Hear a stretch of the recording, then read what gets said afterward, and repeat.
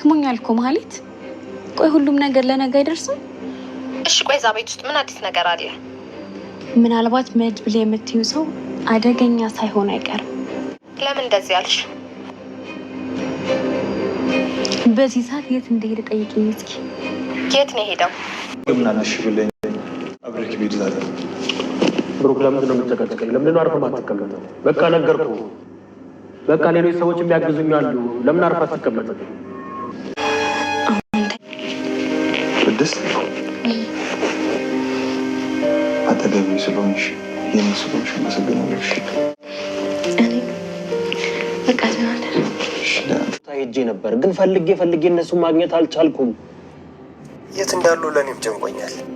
ምናልባት የዝና ሰዎች አግኝተዋቸው እንዳይሆን እያልኩ ነው። እባክህን ጠበቃው ይኸውልህ ራስህን አሳልፈህ ለህግ ስጥ። እኔ አንድ የማውቀው ጎበዝ የሆነ መርማሪ አለ፣ አገናኝሃለሁ። የሁለት ልጆችን እና ሚስቴን መጨረሻ ሳላውቅ ምንም ነገር አላደርግም። ዶክተሩ ከመጣ በኋላ ከዚያ ያገኘውን ውጤት መቼስ ለእነ ብሩክ እስኪነግራቸው አንቺ ራሱ እንቅልፍ አልወሰደሽም በእርግጠኝነት። ኦኬ እንግዲህ ዛሬ ያየውን ምቃይስ እኔ ደግሞ የእውነት ነው ብዬ እንዴ ይቺ እኔ ማቃት ቅድስት አይደለችም እንዴ እያልኩኝ እጄን ባፌ ጭኝላችሁ እንዴት ሊሆን ይችላል እንዴ? ቅድስቴ እንደዚህ እንዴ አበጌል ደረጀን ይመስል እንዴ በዚህ በሌሊት ልብስ መታ ላው ላይ እንደዚህ እሱም ያለው በሚጃማ ነው። ኦ ማይ ጋድ እያልኩኝላችሁ እንዴ ነውር ነው፣ አይብ ነው ነውር እንዴት ይሆናል? አረ ወደ ራስሽ ተመለሽ፣ አረ ወደ ቀልብሽ ተመለሽ ቅድስትዬ እያልኩላችሁ ሰድ በኋላ እንደዛ ደስ የሚለው ነገር እልም ነው ማለት እና እንግዲህ ብሩኬ ማለት ከዛ በኋላ ቅድስት የመጣ እንዴ ብሩኬ ምን ሆነህ ነው? በቃ ልክ አይደለህም እኮ አለች። እንዴ በቃ የሆነ ህልም እያየሁ ነበር ቅድስት ያለ ከዛስ እንዴ ምንድነው ህልም? ሀሪ ህልም ለማትለው ምን ደርቻራ ህልም ባይባል ጥሩ ነው አላለም እግዚኦ። አረ ወይኔ ጉዴ። እና ቤተሰቦቻችን በጣም ነበር የሳቁት ዘና ያደረጉን። እንግዲህ ቅድስትና ብሩኬ ያው አሪፍ ሁኔታ ላይ ነው ያሉት። አሁን አሪፍ የፍቅር ፕሮሰስ ላይ ነው። ግን ያው ሽማግሌ ላክ ተብሏል። ብሩኬ እንግዲህ ሽማግሌ መላክ አልቻለም ገና ለመላክ እንግዲህ ዝግጅት ላይ ነው የሚገኘው። ያው እንግዲህ ሽማግሌ የሚያላክበት ምክንያት አንዳንድ ቻሌንጆች ስላሉ ይሄኛውን ፕሮሰስ መጨረስ ስላለባቸው ነው። የመጀመሪያው እንግዲህ ሞገስ አሁን ላይ ያው እንደሚታወቀው እየተሳደደ ነው። ሞገስ ደግሞ ያው ወንድሙም ጓደኛውም ነው፣ አብሮ አደጉ ነው። ብዙ ነገራቸውን አብረው ያሳለፈው ወንድማቸው ነው። ስለዚህ የሱን ነገር ሳይጨርስ ማለት ነው እሱን ልተወው እንኳን ብል መድብል ሞገስን መተው አይችልም። ገባችሁ አይደል? መድብል ወንድሙን እዛ ጋር የሆነ ብዙ ነገሮችን መስዋዕትነት እየከፈለ እሱ እዚህ እንደፈለገ ወይም ደግሞ ደስታውን ብቻውን ማጣጣም አይችልም። ስለዚህ እሱን ምክንያት በማድረግ እንግዲህ ዛሬ ያው ነገሮችን ትንሽ ቦታና ጊዜ ተሰጥቷቸዋል ማለት ነው። የሞገስም ጉዳይ እንግዲህ በጣም ደስ የሚል ነገር ነው ያለው። እንደሚታወቀው በጣም ባለፈው እንግዲህ ጠበቃውን ገለሃል በሚል ነገር ነበር እንግዲህ በእነዚህና ወጥመድ ገብቶ እየተሳደደ ያለው። ግን እስካሁን እጁን አለመስጠቱም በጣም ትልቅ ቫልዩ ያለው እና በጣም ነው ደስ የሚለው ማነው ቤተሰቦቻችን። ምክንያቱ ደግሞ እንደሚታወቀው ዛሬ ይሄው ጠበቃው አለመሞቱ ተረጋገጠ ማለት ነው። የመጀመሪያው እንግዲህ ራሱ ጠበቃው ደውላል። ሁለተኛ ደግሞ መድብል እንግዲህ እስከ ቦታው ድረስ በመሄድ መቃብር ቆፍሮ እንግዲህ አስከሬን አለመኖሩን ቸክ አድርጎ ነው የመጣው። አስባችሁታል? መድብል ማለት እኮ በጣም ጀግና ማለት ነው ጋይሶች እንዴ በቃ ጀግና የሚለው ቃል በቃ እንዴት ብዬ እንገራችሁ። እንግዲህ በጣም ደስ የሚል ነበረ እሱን ነገር እንግዲህ የሚገርመው ደርሶ ከመምጣቱ ደግሞ ጠበቃው ደወለ። ጠበቃው እንዴት ደወለ? ምክንያቱም ለሊት ስለነበረ መድብል ማን ነው እንደዚህ በዚህ ሰዓት የሚደውለው እንዴት ምናምን ብሎ በጣም ተደናግጦ ገርሞት ምናምን ነበረና ልክ ስልኩ ሲነሳ ደግሞ ማን ነው ጠበቃው እንዴት እንደደወለ ከዛ ይቻሃለሁ ምናምን አላለው።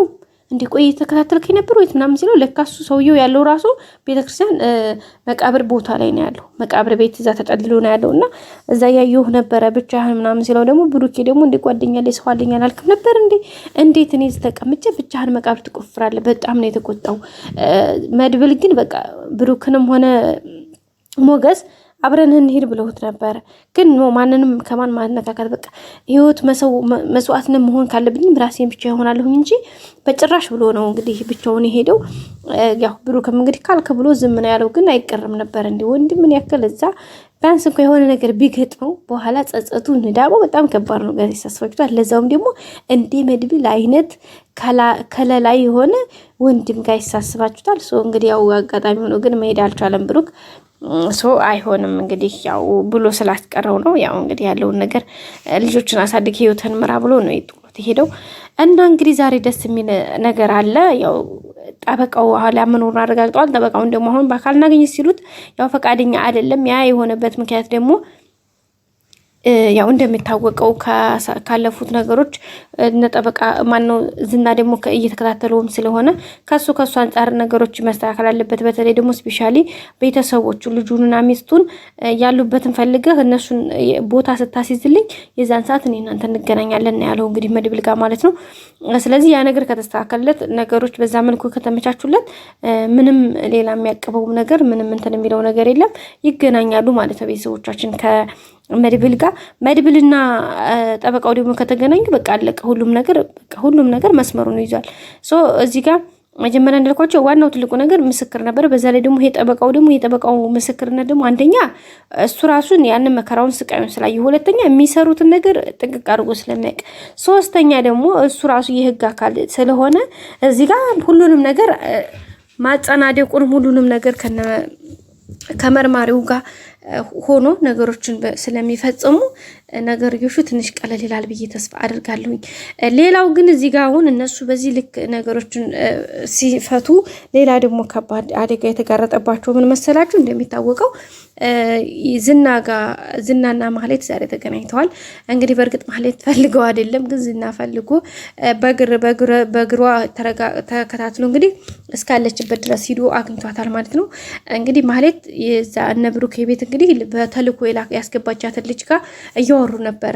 አጋጣሚያቸው እንግዲህ ወደ ሱቅ ወይም ሻይ ቡና ብላ ወደ ሱቅ ብላ ቦታ እንግዲህ አጋጣሚ ተገናኝተው ነበረ ማለት ነው። ማህሌትና ልጅቷ እያወሩ ነበር።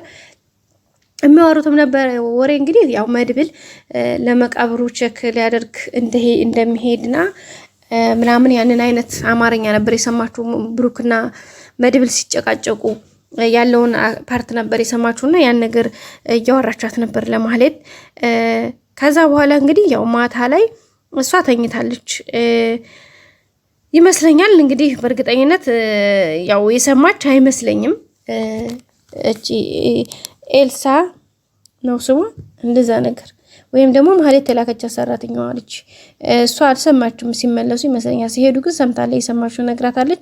ይሄን ነገርማ እንደዚህ በቀላል የምናወራው ነገር አይደለም፣ ነገ በወንበር ዙሪያ ነው የምናወራው ብላ ነው እንግዲህ ያስቆመቻትና ስለዚህ አሁን ተገናኝተው ስለሱ ሊያወሩ ገና እንዴት ነበር እባክሽ ሲመለሱ ያወሩትን ነገር ምናምን ብላ ልክ ገና ወሬውን ስታስጀምር እንትና ዝና መጣባት። ከዛ በኋላ ሁሉም ነገር ስቶፕ ሆነ ማለት ነው፣ ወሬው ቆመ። አሁን ላይ እንግዲህ ዝና አጥብቆ ይዛቸዋል። አሁን አንደኛ እቺ የገባችው ልጅ በተለይ በጣም ሪስክ ውስጥ ነች። ምክንያቱም ዝና ይሄን የሆነ በቃ መጠቀሚያ ነው የሚያደርጋት፣ ነገሮቹን ሁሉንም ነገር እንትን እንዲተል ያደርጋታል ማለት ነው። ምክንያቱም ስለነ መድብል ምናምን ነገር ለማወቅ አሁን እሱ ስለሚጠቀማት ትንሽ ነገሮች ሚስጥራቸው ሊወጣባቸው ይችላል የሚል ሀሳብ አለ። በቀጣይ ክፍል እንገናኝ። ሰላም ቆዩ።